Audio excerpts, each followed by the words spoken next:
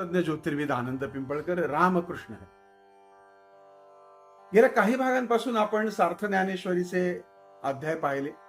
आज आपण सार्थ आणि सोप्या ज्ञानेश्वरी ग्रंथातला 7वा अध्याय ज्ञान विज्ञान योग ऐकणार आहोत. विश्वाचं मॅथमॅटिकल मॉडेल आणि क्वांटम फिजिक्स याचा अनुपम सुंदर संगम सांगणारा हा अध्याय. या सृष्टीतली कॉस्मिक एनर्जी नेमकी काय आहे, ती कुठून निर्माण होते, याचं सुंदर विवेचन ज्ञानेश्वर माऊलींनी या अध्यायामध्ये मांडलंय. असो, संध्याकाळची प्रसन्न वेळ, सभा मंडप गच्च भरलाय. माऊली श्री ज्ञानोबारायांनी गुरु माऊली श्री निवृत्तीनाथांना वंदन केलं आणि श्रोत्यांकडे पाहत म्हटलं, श्रोते हो, ज्ञान विज्ञान योग हा 7वा अध्याय आज आपण सुरू करत आहोत. या अध्यायात आमच्या ओवीरूपी कन्या काय म्हणतायत ऐका. ऐका मग तो श्री अनंतू पार्था ते असे म्हणतो, पैगा तू योग युयुक्त्यू जालाशी आता मग समक्राते जाणशी ऐसे, आपुल्या तळहातीचे रत्न जैसे, तुझं ज्ञान सांगेन तैसे विज्ञान ऐसी. कुरुक्षेत्रावर दोन्ही सेना स्तब्ध आहे. अचानक अर्जुनाने जमिनीवर पडलेलं रत्न उचललं, तळ हातावर ठेवलं. तेव्हा भगवान म्हणाले, अर्जुना, तू जसा तळ हातावरचं रत्न जाणत आहेस तसाच तू आम्हास जाण. आम्ही तुला विज्ञानाचं ज्ञान सांग. अर्जुना, जिथं बुद्धीचा प्रवेश चालत नाही, विचार जिथून माघारी फिरतात, त्याच नाव आहे ज्ञान. आणि त्यातून जो वेगळा प्रपंच आहे तो विज्ञान आहे. आणि त्या विज्ञानाच्या प्रपंचास मानावे हे सुद्धा अज्ञान आहे. हे पार्थ, जमिनीवर पडलेल्या आमच्या सावलीकडे पहा. ती फक्त सावली नाहीये, ती आमची माया आहे. ही माया अवघ्या पृथ्वीला व्यापून उरली आहे. आणि याच आमच्या मायेतून जन्म होतो तो प्रकृतीचा. ती प्रकृती म्हणजे सत्वगुण, रजोगुण आणि तमोगुणाचा एक सुंदर काला आहे, ज्याचा घास ती प्रकृती प्रत्येक प्राणी मात्राला भरवते. पार्थ, हे त्रिलोक 8 गुणांनी व्यापलंय. ते 8 गुण म्हणजे पाणी, अग्नी, आकाश, पृथ्वी, वारा, मन, बुद्धी आणि अहंकार. 8 गुणांनी संपूर्ण जग व्यापून गेलंय. आम्ही मात्र या सर्वांमध्ये असूनही सर्वांमध्ये नसतो सुद्धा. अर्जुन म्हणाला, भगवंता, तुम्ही एकदा म्हणता की आम्ही सर्वांमध्ये असतो आणि आता म्हणता की आम्ही सर्वांमध्ये नसतो. अहो, हे कसं काय बुवा? तेव्हा भगवान गूढ हसत म्हणाले, अर्जुना, आकाशात मेघ दाटून येतात, पण मेघात आकाश नसतं. ओल्या लाकडात धूर असतो, पण धुरात अग्नी असतो का? तसंच आम्ही सर्वांमध्ये असूनही सर्वांमध्ये नसतो. श्रोते हो, या अध्यायामध्ये माऊलींनी हे जग कसं बनलंय आणि माणूस भ्रमात कसा अडकतो हे सांगितलं.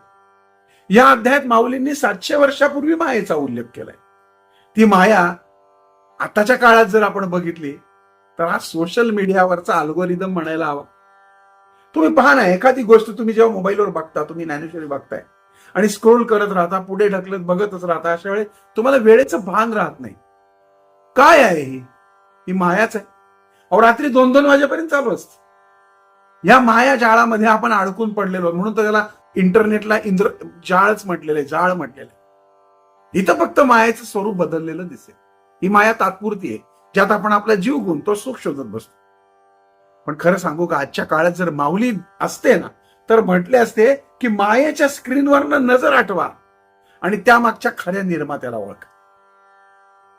माऊली श्री ज्ञानोबारायांनी भक्तांचे एकूण 4 प्रकार सांगितले. ते म्हणजे एक अर्थभक्त, एक जिज्ञासू, एक अर्थार्थी आणि ज्ञानी. आपण सर्वजण देवाची एक वेगळी कल्पना घेऊन जगतो. आपल्यावर संकट आलं की आपण देवाला अर्थभक्त होऊन शिळ घालतो, वेगवेगळे नवस बोलतो.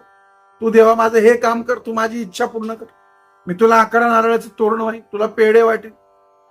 आता गंमतच आहे की नाही, काही जण स्वतःचा व्यवसाय वाढवायचा असेल तर डायरेक्ट देवाशी डिलिंग करतो.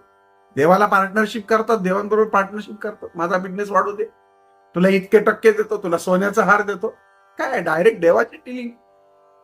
पण माऊली म्हणतात, खरा सामान्य माणूस तो असतो जो जिज्ञासू आणि ज्ञानी बनून या आयुष्याचं सत्य शोधतो. दर्शक हो, मी तर म्हणेन, देवाकडं हे असलं काहीतरी मागण्यापेक्षा सरळ आपण देवालाच का बरं मागून घेत नाही, म्हणजे अख्खं जगच तुमचं होईल.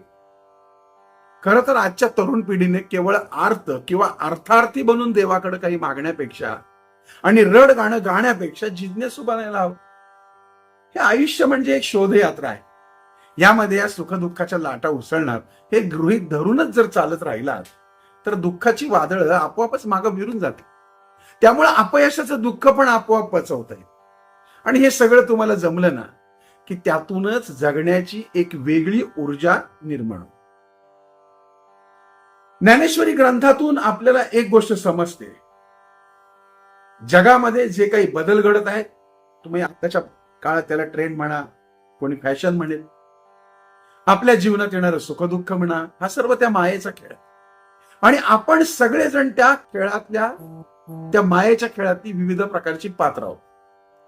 ती माया विविध रूपाने तुमच्या समोर प्रकट होणार, ती नष्ट होणार नाही. आपण नष्ट होऊ, पण माया मात्र कदापिही नष्ट होणार नाही. ती कायम राहणार आहे, पण माया कदापिही नष्ट होणार नाही. यात कायम राहणार आहे ती एकच गोष्ट, ती म्हणजे तुमची आंतरिक शांतता, आत्मज्ञान आणि शांती. या जगात हेच खरं ज्ञान आहे, बाकी सगळी माया आहे. आणि म्हणूनच सगळ्या तरुण मुलांना मी कळकळून आणि कळवळून सांगतो, सोशल मीडिया हा आभास आहे, भ्रमात फिरवणारं माध्यम आहे. त्यात सुख शोधू नका, काळासोबत वाहून जाल. खरं शाश्वत सुख आपल्या संतांनी आपल्या ग्रंथात केव्हाच लिहून ठेवले, ते वाचा आणि अभ्यास करा. असो, सार्थ श्री ज्ञानेश्वरी ग्रंथ जर समजून घ्यायचा असेल तर माऊलींना नेमकं काय म्हणायचंय हे जर समजून घ्यायचं असेल, जीवन नेमकं काय आहे, ते कसं जगायचं हे समजून घ्यायचं असेल, तर तुम्ही सोप्या भाषेतली लेखक आणि संपादक लक्ष्मण सूर्यवान घुगे यांनी मांडलेली श्री सार्थ ज्ञानेश्वरी जरूर वाचा. आणि हा सोप्या भाषेतला सार्थ ज्ञानेश्वरी ग्रंथ हवा असेल तर खाली जो क्रमांक येतोय त्यावरती आवर्जून संपर्क साधा. पुढच्या भागामध्ये आपण पुढचा अध्याय पाहू. परंतु हा जो कार्यक्रम तुम्ही वेगवेगळ्या अध्यायाच्या माध्यमातून पाहताय, ज्ञानेश्वरीचं हे साधं सोप्या भाषेतलं विवेचन आणि निरूपण तुम्ही ऐकताय, तुम्हाला निश्चित आवडतंय. पण प्रत्येक माणसाचं काय कर्तव्य सांगा बरं? चांगल्या गोष्टीचा जास्तीत जास्त प्रचार प्रसार करावा. या ग्रंथ वाचनाने जर एखाद्या मानवामध्ये जर अद्वितीय असा बदल झाला, तो जर का आत्महत्या करण्यापासून वाचला, तो सर्व दुःखातून बाहेर निघाला, तर कळत नकळत ते पुण्य तुमच्याही लेकरा बाळांना मिळणार आहे. पुढच्या भागामध्ये पुढचा अध्याय पाहू. तोपर्यंत रामकृष्ण हरी.